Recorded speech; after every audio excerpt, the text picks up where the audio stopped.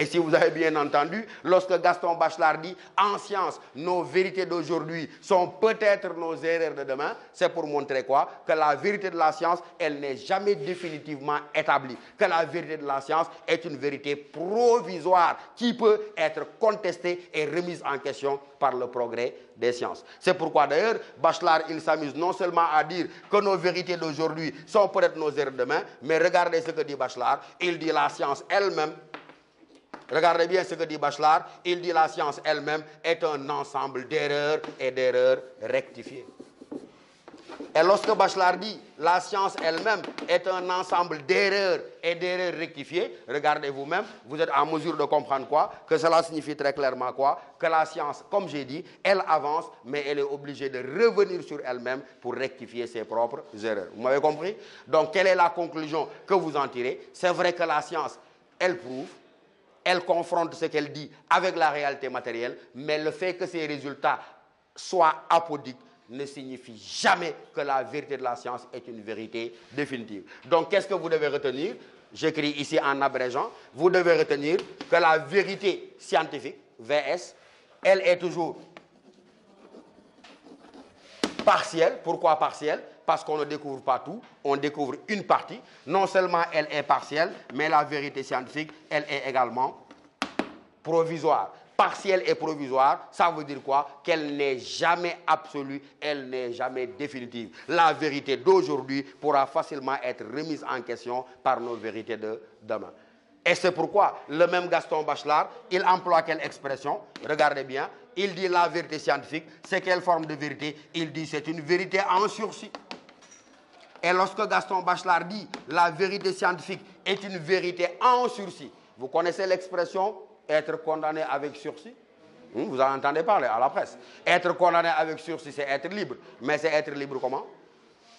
C'est être libre, mais c'est être libre de façon provisoire. Donc, lorsque Bachelard dit que la vérité scientifique est une vérité en sursis, ça veut dire qu'elle est provisoire. Elle pourra tout le temps être remise en question par le progrès des connaissances scientifiques. On est d'accord? Et c'est pourquoi on est obligé de reconnaître, oui, c'est vrai, la science a plus de précision, elle a plus de rigueur par exemple que la philosophie, parce que ce qu'elle dit, elle peut le prouver de façon matérielle, ce qu'elle dit, elle peut le justifier en confrontant la théorie avec la réalité, mais attention, ce n'est pas parce que la science prouve que ces vérités sont absolues. D'ailleurs mes amis, il n'y a qu'un seul domaine de l'activité intellectuelle où on pourrait parler de vérité absolue, ni en science ni en philosophie. À votre avis, dans quel domaine seulement pourrait-on parler de vérité absolue, définitive et incontestable?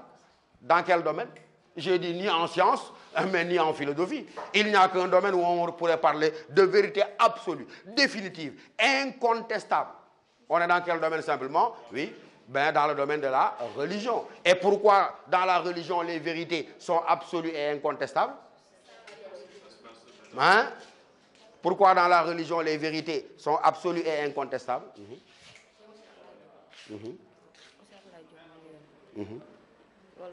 Ok, donc à la fin du cours. Donc pourquoi en religion les vérités sont absolues et incontestables?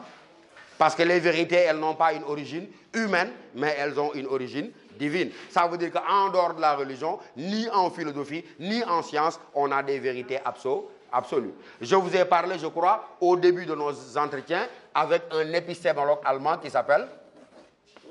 Hein, vous en souvenez? J'en ai parlé un peu, Karl Popper. C'est lui qui semble régler de façon plus ou moins définitive la question de la vérité scientifique. Lorsque les gens se mettent à dire, écoutez, la philosophie, elle est théorique, elle ne fait que bavarder, elle ne peut rien prouver. Karl Popper dit, mais la science elle-même, il serait contradictoire que ces vérités puissent être absolues.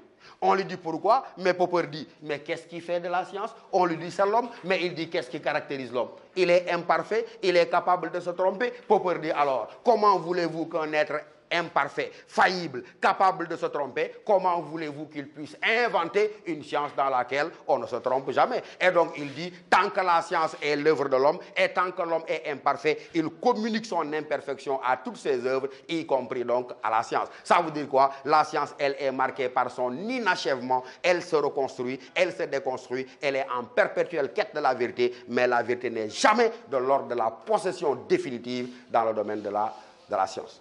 Et c'est pourquoi maintenant, Tous ces aspects-là vous permettent vous-même de faire la différence avec la philosophie. On est d'accord? Nous avons dit ici, par exemple, que là où nous avons parlé d'objectivité, on a l'habitude de montrer quoi? Que même si la philosophie, elle se veut rationnelle, elle démontre et elle argumente, elle est d'abord quoi? La production, mais la production de quoi? D'une subjectivité individuelle. Tout à l'heure, en parlant du texte de, je crois que c'est Étienne Gilson, ou bien c'est plutôt de l'autre auteur, comment il s'appelle, le troisième texte? Edmond Husserl. Nous avons montré également quoi? Que la philosophie, elle peut être universelle, mais son universalité est différente de celle de la science. Nous avons dit que la science, elle est universelle. Pourquoi? Parce que sa vérité est valable pour tout le monde et que sa vérité est valable partout. Pourquoi la philosophie avait une vocation universelle? Nous avons répondu en disant quoi? Parce qu'elle s'intéresse à l'homme en tant qu'homme et elle cherche à faire quoi? À répondre aux questions qui travaillent éternellement la conscience humaine. Donc, elle revendique une universalité, mais posée en des termes différents de l'universalité de la science. Là où nous avons dit que la science est neutre, elle est extérieure aux valeurs, elle ne s'intéresse ni au bien, ni au mal, ni à la morale, ni à la religion. La philosophie, elle n'est pas neutre, elle est moralement engagée.